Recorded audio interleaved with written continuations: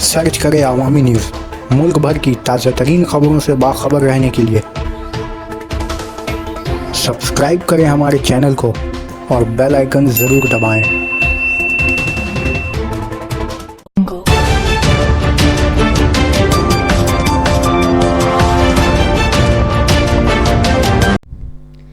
दो बेटियों ने मां को हिलाक कर डाला। रायगंज 12 अक्टूबर। शुमाली दिनाजपुर के ग्वालपाड़ा में एक सनसनीखेज वाकया रोनुमा हुआ जब मुकामी लोगों ने दो लड़कियों को इस शक पर इनकी पिटाई की कि इन्होंने अपनी मां को कत्ल किया।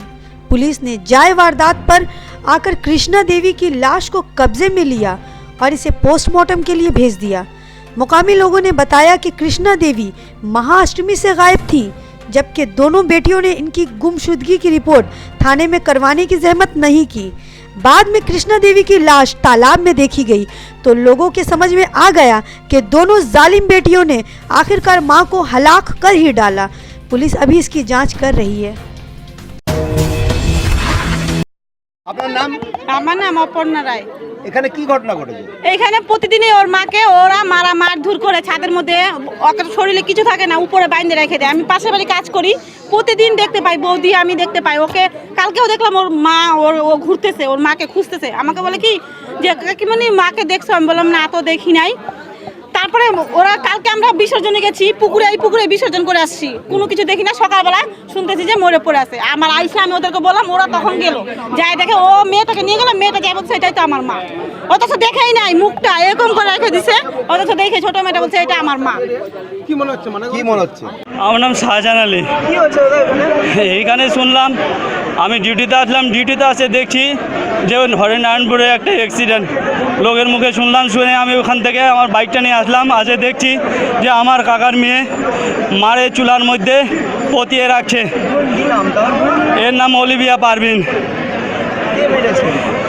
এখন রাত্রিবেলায় ওর স্বামী আসছিল, আর কালকে দুপুরবেলা ওর মেয়েটাকে আমার কাকিমা ফোন করছিল যে ওর মেয়েটাকে নিয়ে তুমি বালিফোড়া নিয়ে যাও। বালুফোড়া গিয়েছিল ওকে নিয়ে মেয়েটাকে। ওর বাড়িতে এখন একাই ছিল আমার বোনটা, একাই আছে। রাত্রিবেলা এটা কেস করছে, একাই মারছে।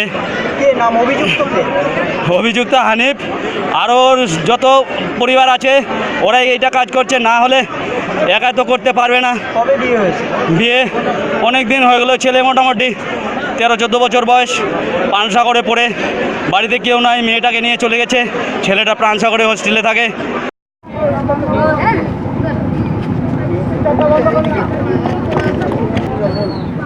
তোমার নাম? শ্রেয়া রয়। চিনতে পারো কে ওটা? হ্যাঁ, এটা আমার মা। কি হয়েছে? অষ্টমীর দিন থেকে মিসিং ছিল। থানায় অভিযোগ করেছিলে? না, অভিযোগ করা হয়নি। প্রত্যেকবারই তো মানে যায় মা বাড়িতে, তো আমরা সেরকম ভেবেছিলাম যে মা বাড়ি গেছে। খোঁজ করো নাই? না, খোঁজ করিনি। আমরা জানি যে হয়তো চলে আসবে দুর্গাপূজারই মধ্যে। মাঝে মাঝে এরকম হতো? হ্যাঁ, মাঝে মাঝে এরকম হয়। কেন হতো এরকম? কেন হতো? যাই মা বাড়িতে।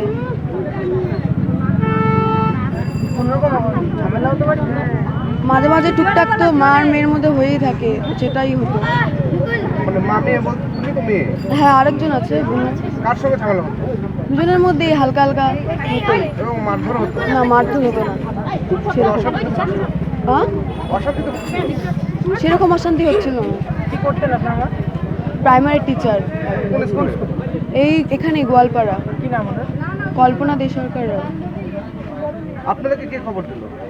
আমাদেরকে পাড়া প্রতিবেশী। কি দেখলেন? কি দেখলেন? দেখলাম যে বডি উল্টে পড়ে আছে। তো থানায় অভিযোগ করবেন? কেন এরকম? হ্যাঁ, অবশ্যই। বা কেউ মার্ডার করেছে? আমি সেটা বলতে পারছি না, কিন্তু থানায় তো অভিযোগ করবে। আগে করেননি কেন? 3 দিন থেকে মা নেই বাড়িতে। কারণ হচ্ছে মা যায় মা বাড়িতে, চলে তো আসবে, সেজন্য আর কিছু আমরা ভাবছি মা নিয়েছিলেন তুমি? না, কারণ মা এর আগেও এরকম করে গেছে। যখন বাড়িতে মারধর করতো তখন মা বাড়িতে চলে যেত? মারধরের জন্য না, মা বাড়িতে যায়, মা বাড়িতে যায়, একটা দিদিভাই সাদের বাড়িতে যায়, মাসির বাড়ি যায়, সেজন্য আর কি খোঁজ নেওয়া হয়নি।